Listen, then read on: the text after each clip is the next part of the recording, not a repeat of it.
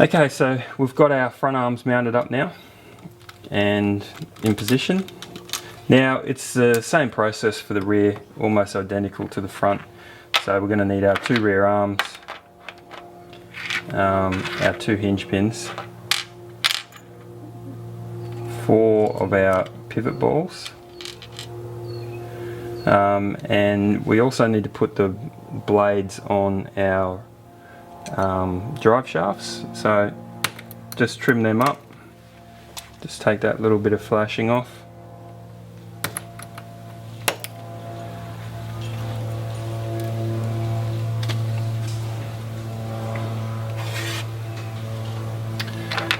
So they just clip on pretty straightforward. So that's just going to protect our aluminium outdrives on our rear diff. In the front, there is no blade on the drive shaft in the front. So one other note that I think I forgot to record was the installation of the shock mount grub screw and also our droop screw.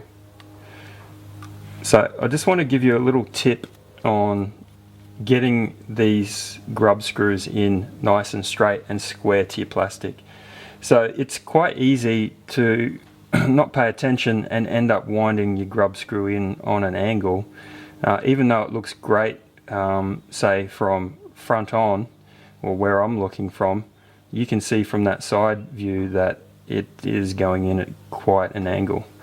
So what I suggest is you start looking at it from one direction, just screw it in a little bit, then turn it 90 degrees, evaluate whether it is going in straight or not on this plane, screw it in a little bit more, flip it back, and then once you're in sort of 5 or 6 turns, it's not going to go anywhere. Except straight in. So just firm it tight, but not too tight, because it's quite easy to pull the plastic out.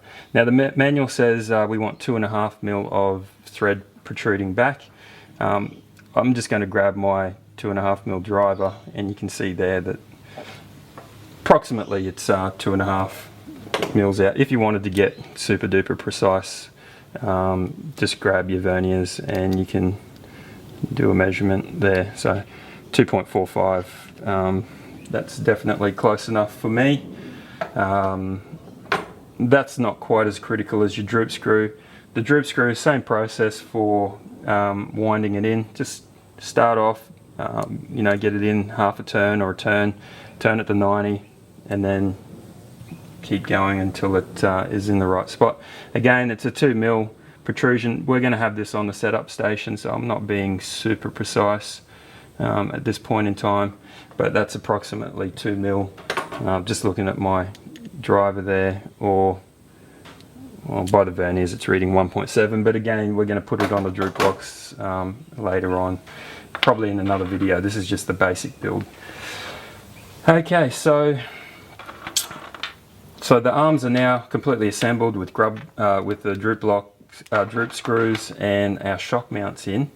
That's the right hand, that's the left hand, again signified by your shock's going to mount to the furthest point of the car. So this is the rear of the car. Then we're going to need to get the hinge pins and also some of our shims for the rear of the car. So what I'm going to do is just get those components together and then we'll get it on the car. Onto the rear arms now, mounting them to the car. So again, drive shaft in, blades on, our shock mount screw is in, our droop screw is in. Again, the instruction manual is a little bit vague here on the shim part of it. What I can tell you is that a 2 mil shim on the front with the 3 mil on the back is how we're going to assemble it. So you're going to need your 2 hinge pins, you're going to need 2 of the 3 mil spacers, 4 of your pivot balls, 2 of your 3x6 countersunks, and your 3 toe block. So I'll quickly do this arm again, rear of the car where the shock's going to mount, and we're going to put the 3mm on there, pivot ball, and then a 2.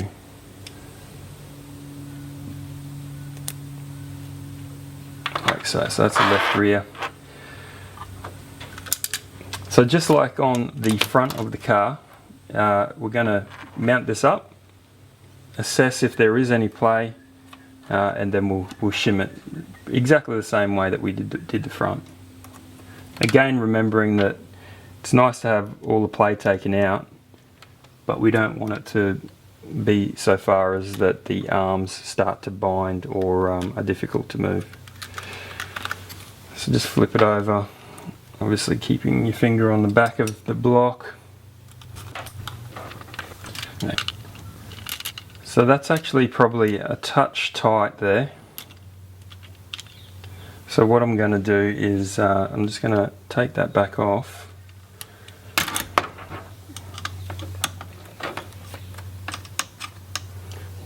This is what I was talking about before. Actually, this is a good example. So now we've got no play, so everything's nice and tight. And I mean, the arms can move, but you can see there how this arm won't fall under its own weight. Almost, but not quite. This is not a good thing. Okay. It's a similar story with the other side.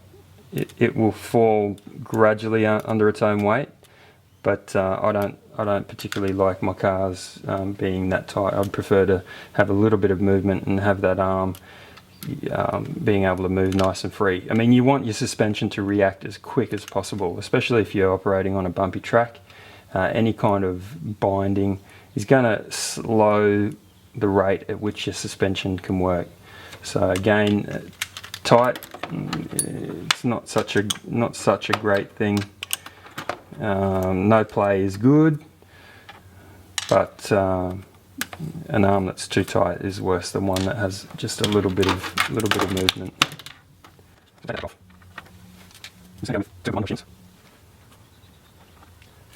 And I mean, if maybe you like your own particular color on the car, that's up to you.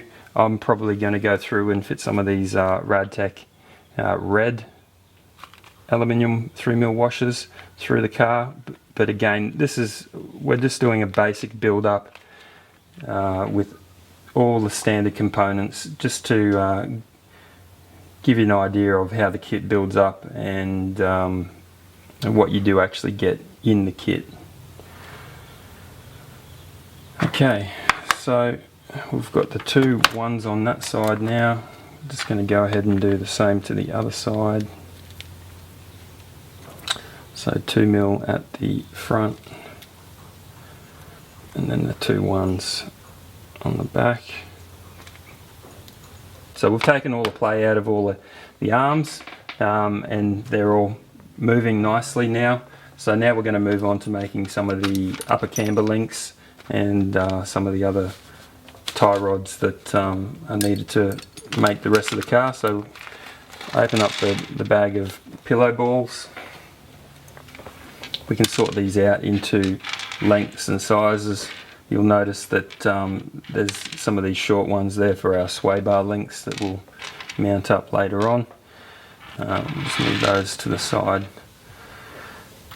Okay, so here's our turnbuckles. You'll notice that they're all the same length. What we're doing first is the front upper turnbuckle, and just like we talked about in some of the earlier parts of the build, I really like to use a nice set of aluminium shock pliers to hold our turnbuckle while we do our adjustments. It just stops it from chipping away at the anodizing on the aluminium, and it's a nice way to be able to hold it nice and firm without it moving as well. So again, we have the notch on our turnbuckle. That signifies that this is the regular thread, so righty tighty, lefty loosey on this end, but on the other end it's a left hand thread. So righty loosey, lefty tighty. So again, I know I'm repeating myself here, but if you did miss it earlier, with our turnbuckles, we want to make sure that we get an even amount of thread in both sides of our plastic. It's no good having, you know, one side that's on, say, 3 or 4 threads, and then the other side, to get the length that we need, is wound all the way on. So the only way to do that is to count how many turns we actually wind these guys on. So I'm going to start with winding this on, let's say 10 turns, and then we'll measure it and we'll see where we're at. So just like putting those grub screws in, we want to make sure our turnbuckle does wind on to the, we want to make sure the tire end winds onto the turnbuckle nice and straight. So just start slowly, just have a look at it from each 90-degree angle, and then just continue to wind it in. So that's 1 turn, count your turns at the same time, 2, 3, 4, 5, 6, 7, 8, 9, 10. Same on the other side. So this one's going to be lefty tighty.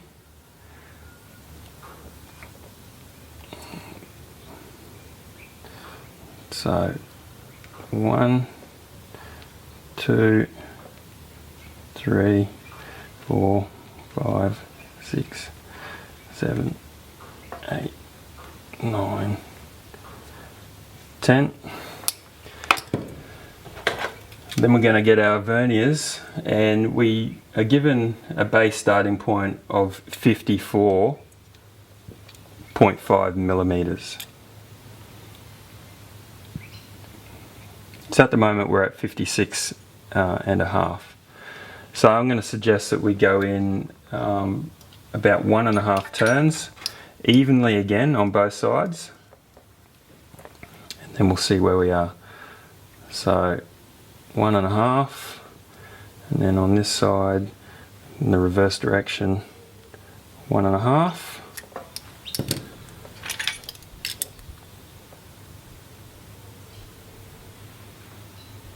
So 55, so we still need 0.5 mil, so approximately 1/2 turn a side. Again, we'll have to put this on a setup station, so this is just to get us within the ballpark. So 1/2 turn that side, 1/2 turn that side.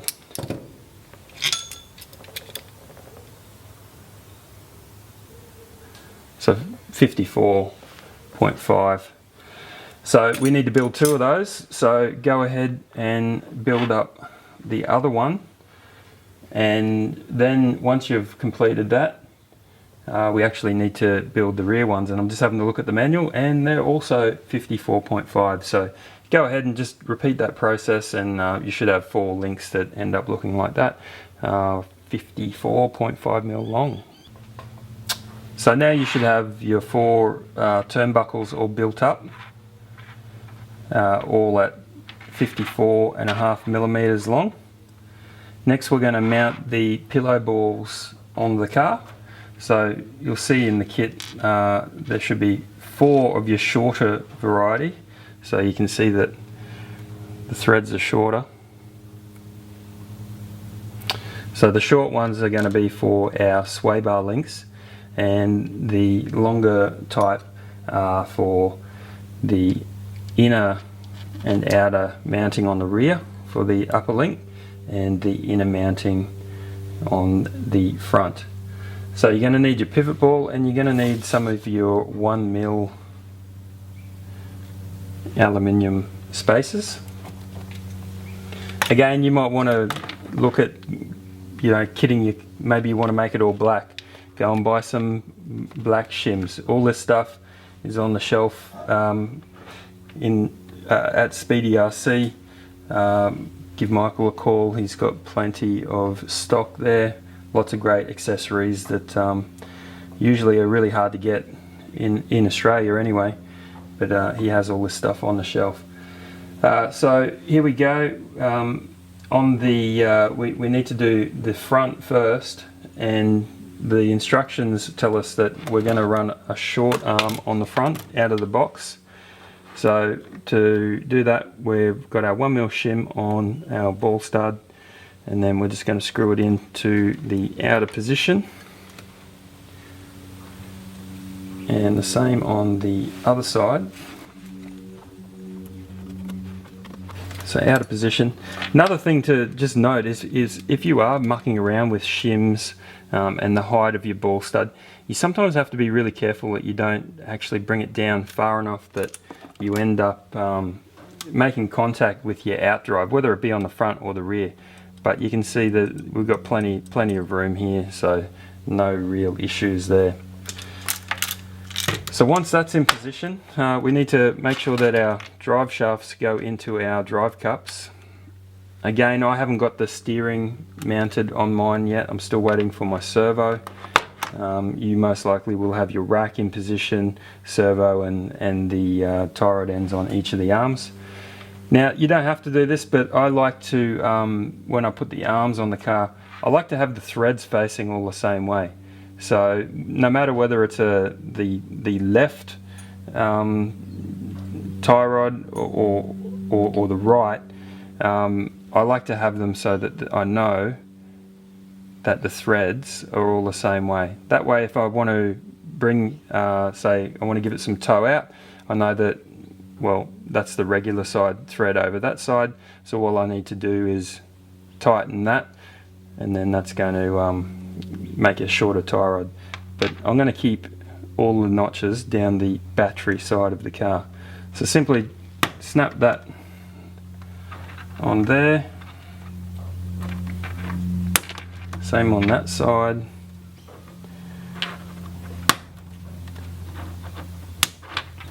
And there we go.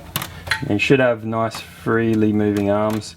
If you've got any binding or it feels sticky, just make sure that if it wasn't before, then maybe you've got like a little bit of plastic or something caught in the cup or something like that. So flip it around, and we're going to do the same on the rear, although we've got two ball studs to put on the rear. And the inner mounting point, again, Destiny is saying that the out of the box or the kit setup is the short arm, so one in there, again with the 1mm shim underneath, and then short, no shim on the outside. Again, making sure that that stud is going in nice and square to the plastic. So have a look at it from one direction, keep winding in a little bit, spin the car around, have a look from the other, and then again, once you're most of the way in, you can confidently just wind it all the way in.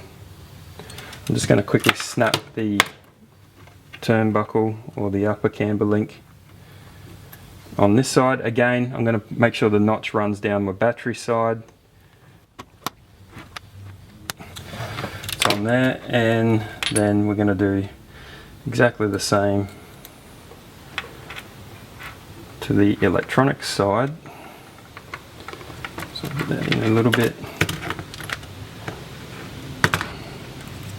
You can see there that that's going in a bit crooked.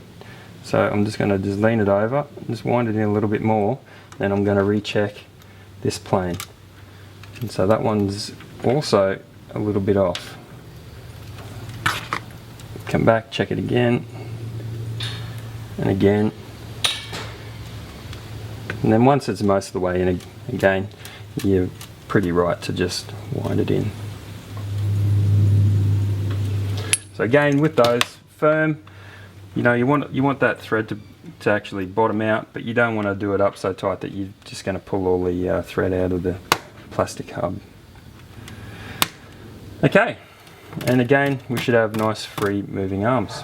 All right, we're going to move on to doing some sway bar links and then onto the rest of the build.